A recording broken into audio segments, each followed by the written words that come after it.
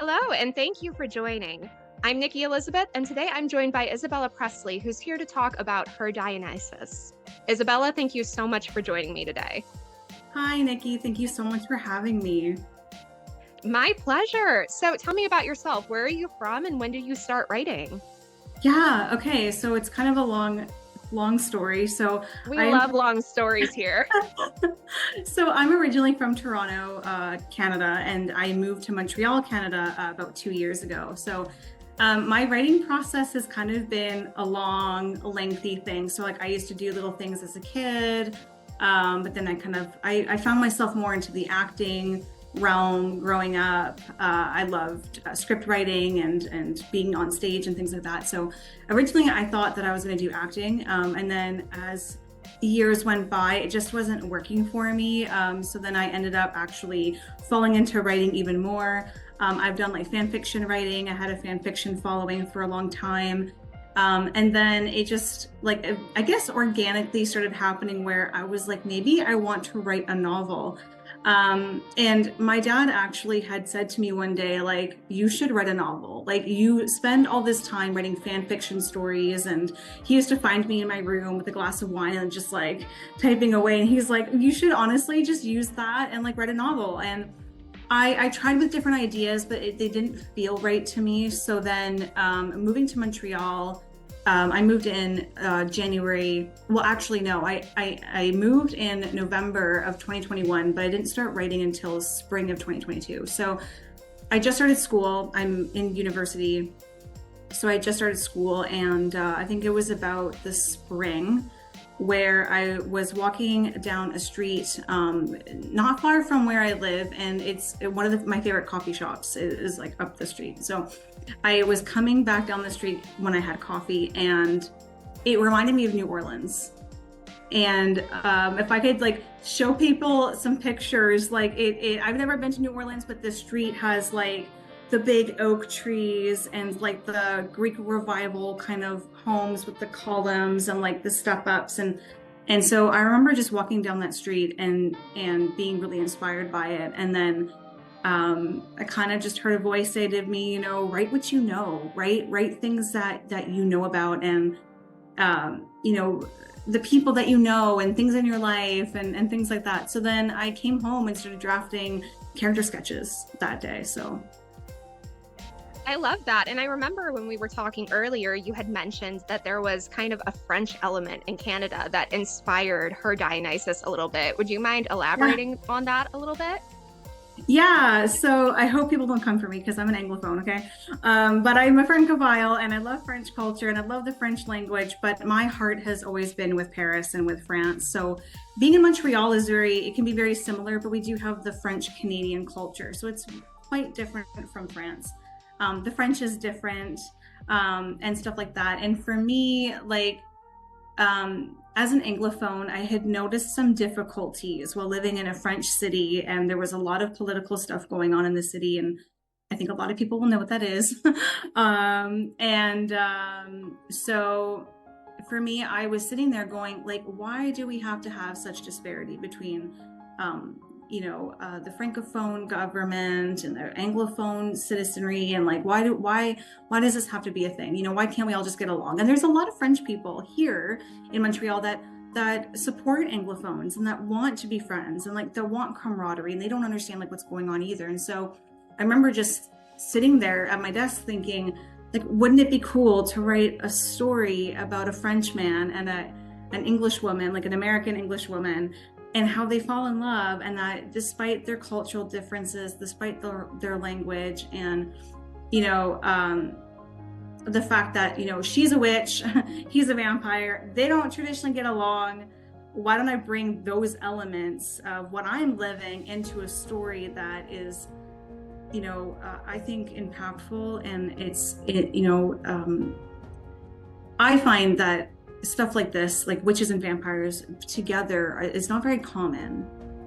And so I wanted to make something new and exciting and different and that relates to my own everyday life. So Right. And I think that's one of the amazing things about stories is that, when you look at the history of written word, we're kind of reflecting our own culture and everything we're doing. Even these really fantastical, far out there tales, there's a little piece of real life in them. But I do want to dig more into, you mentioned vampires and witches. So can you tell us a little bit about the plot? No spoilers, obviously, because we're all here to learn about it, but I want to hear it in your own words. What is the story about?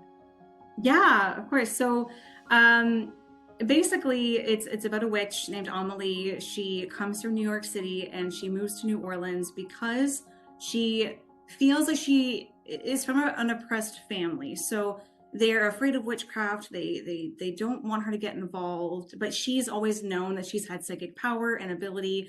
But her family, out of fear, has been like, no, like you're not a witch. Like you don't have these powers. It's in your head. Like and she always felt like, no, like there's something different about me. Why am I different? And why doesn't my family want to tell me? Why are they so afraid?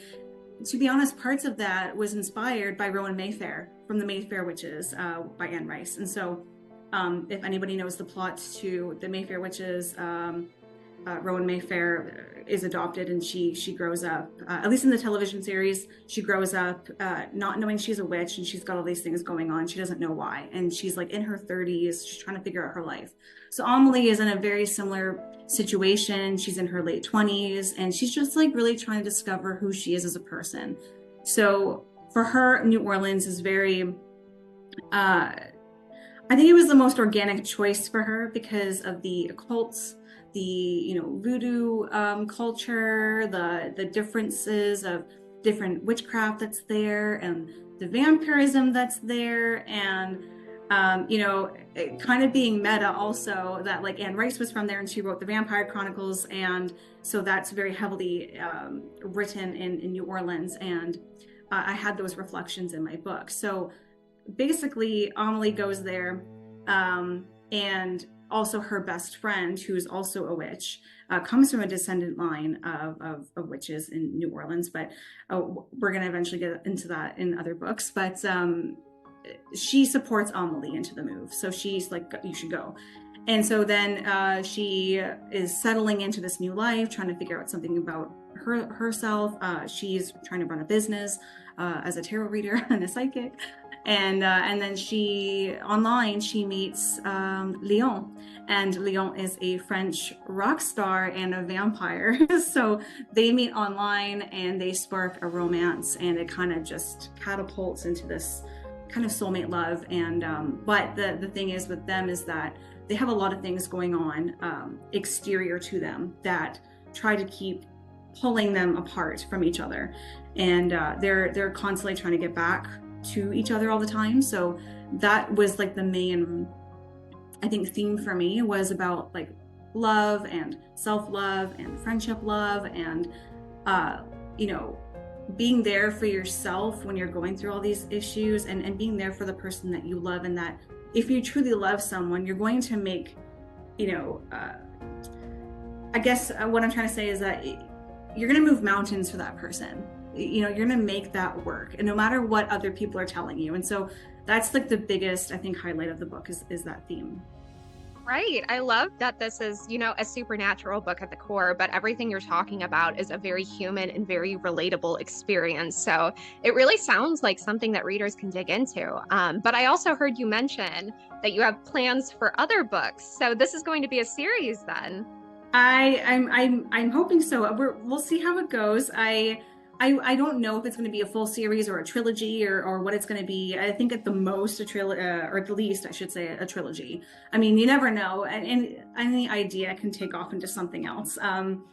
Originally, this book was going to be a novella, and it turned into a full novel. So I can never fully say exactly if it's going to be one thing or the other, because then, creativity does what it wants.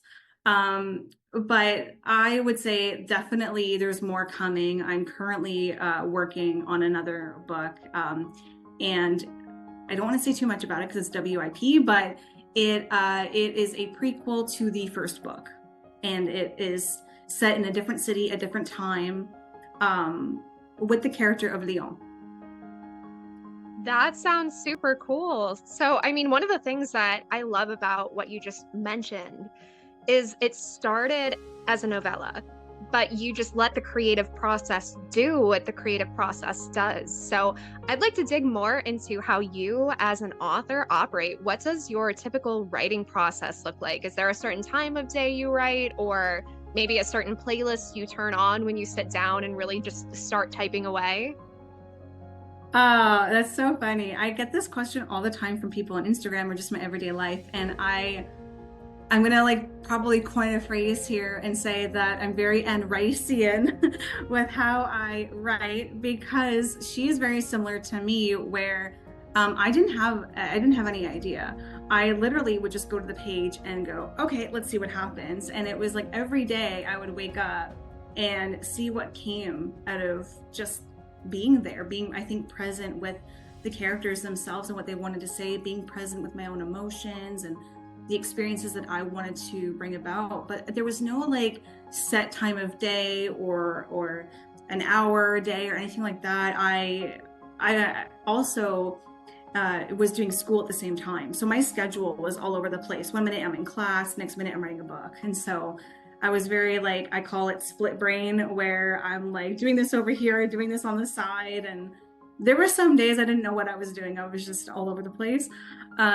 So sometimes I would write at night, sometimes I would write during the day. It would just really kind of be whenever I organically felt the pull to create. And even through my writing of this book, there were times where I actually hit a lull and I wouldn't write for a few weeks, and then I would come back to it. So I find a lot of authors, and there's nothing wrong with this at all, but there's a lot of authors that will say, you know, have a writing schedule, have a set time, have a routine, write every day. And it's like, I don't personally, for me, it doesn't work. Anne Rice felt the same way. I remember watching an interview with her, and she had mentioned that her husband, Stan, who was an author and poet, or writer and poet, and I think a teacher or something, and he had said to her at one point, you know, you need to write every single day to be a writer. And she said, no, that's not true. And so I really, like, I think I felt very attracted to that notion, because that was the same thing for myself. And sometimes I would feel down on myself of, oh, I'm not writing today. And it's like, sometimes that just happens. And there were days I would write for 3 to 4 hours straight. Like I wasn't even eating. Like it was crazy. I just sat there and wrote. And then other days I was like, you know, writing for small increments. So, I mean, that's a long answer to your question, but like, yeah, I just kind of was flowing with it at whatever time I felt like it. Yeah. Yeah, no, and I think that's a great way to write, honestly. So, I know I've told you this, but I haven't told everyone who's tuning in. I do actually write at my day jobs. I work in corporate communications and content marketing, and I also do travel blogging. So, you know, from 5 to 5, 4 days a week, and 8 to 5, 1 day a week, I am at my keyboard and I'm typing. And you know what? Sometimes when I sign off, I just do not have it in me to do anything creative. So I think it's really important to give ourselves the freedom and the leeway as authors, as writers, to just let our creativity do what it's going to do.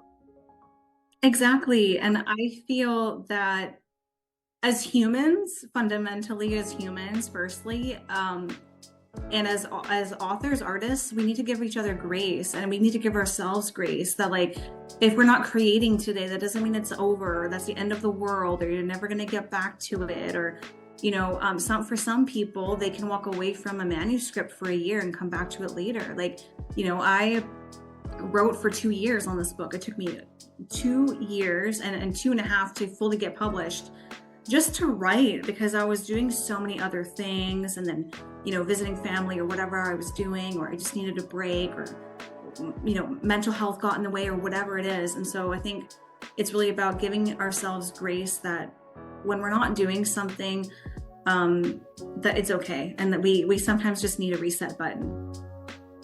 I love that you referred to authors as artists too, because really that's what we are. It is a creative art form, you know, and we're putting a little piece of ourselves out into the world whenever we sit down and we write these stories.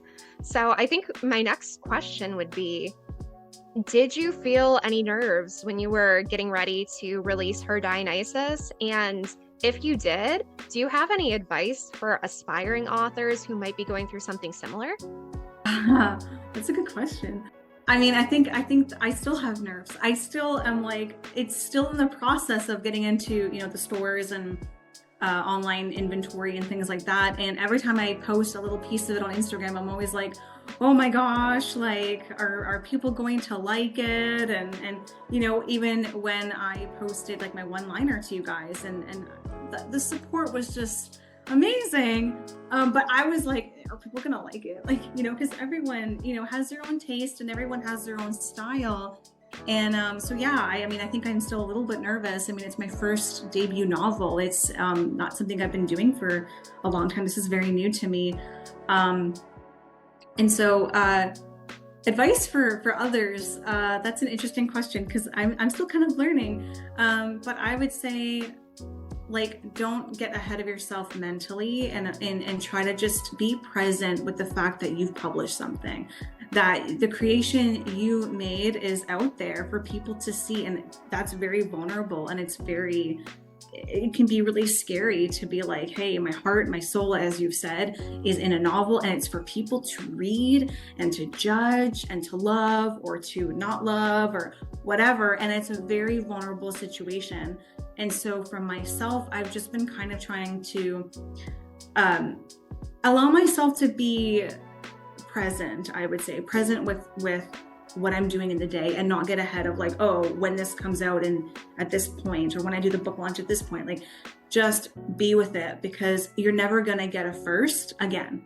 Like, if you're worried about it so much to the point you're creating anxiety for yourself, then you're not enjoying the fact that your novel just came out. Like, and you're never going to have the first novel, like, experience ever after this, So I guess that would be my advice, is just to be with it and to not let yourself get too far ahead, because then it takes away from the joy of actually publishing it. I love that you mentioned that, readers will pick up this book and it's there for them to love or not love. Because when I was in school, one of the pieces of advice that a professor gave me was, if someone reads your work, even if they hate it, they let you into your worlds and you occupied their minds for a moment in time, and there is no greater magic. And that has always stuck with me, because there's power even when those bad reviews come in, because not everyone is going to love what you write. But that's something that's kept me inspired as an author. So what I want to know is, have you ever heard an anecdote or a little, just tidbit of information that has stuck with you over all these years, whether it's about writing or just kind of life in general?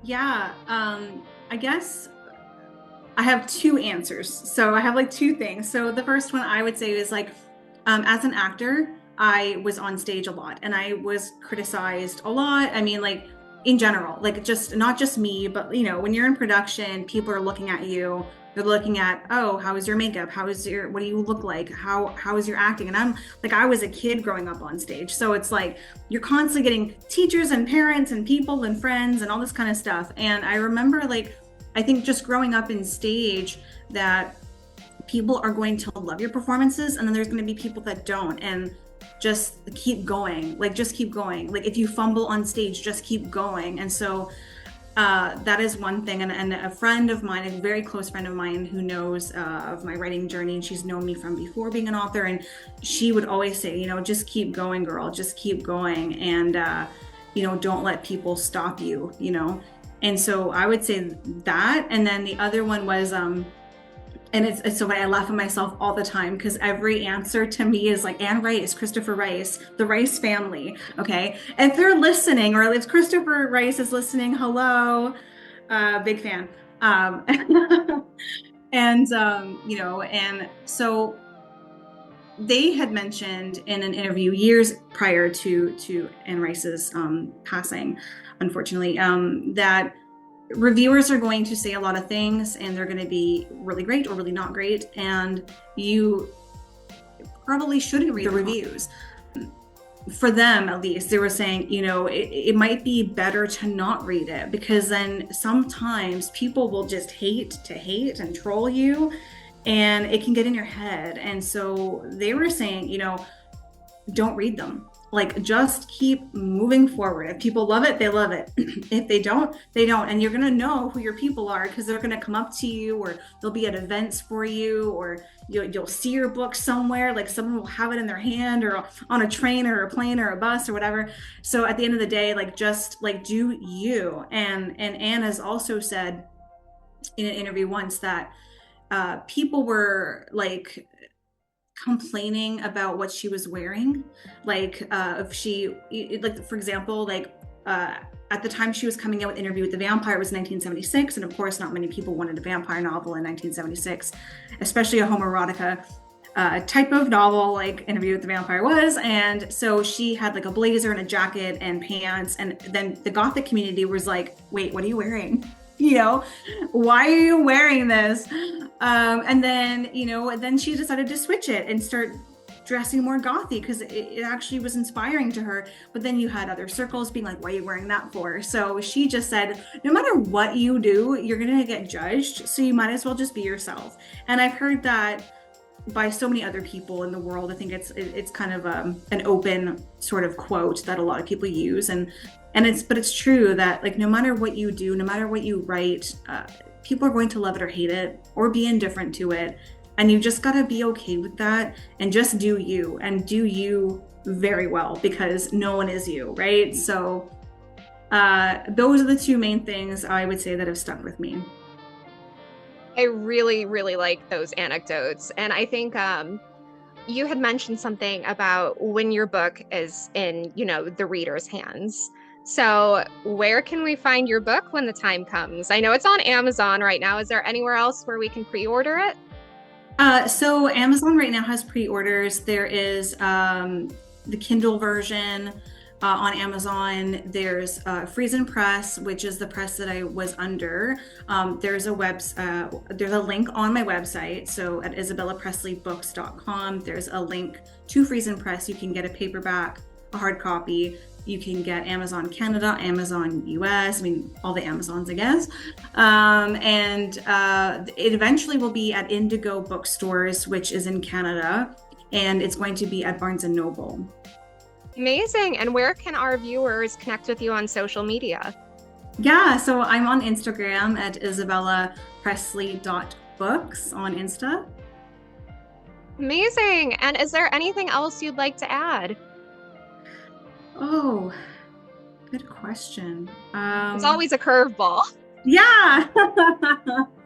I guess I would say that I'm very grateful for the friendships that I've made in this community. I think if I hadn't become an author, I wouldn't have met you. I wouldn't have met Sarah and, other people that we know in the community that are in our genre and, or a relative genre. And, it's been really great to meet people that write, that love the same things, that are there for each other. I really love the indie community. It's so lovely. And, for any authors that are struggling, I would just say, to them, don't give up and keep writing. And that no matter what anybody tells you, like, just put your heart out there, because you never know who's going to read it. And you never know what kind of story that you have to tell. Like, every story matters and every creation is important. And someone eventually is going to find it and say, that's my book, that's my author, that's my thing. I love that. So, I would just say, like, yeah, if for any authors out there that are struggling and find themselves wondering if this is what they should be doing, yes, it's what you should be doing. Just keep going. Beautifully said. Everyone has a story to tell. Well, thank you, Isabella, for joining me today. I really appreciate it. We can't wait to get our hands on her Dionysus and to see where the series goes over time. So stay tuned for more indie author spotlights coming in the future.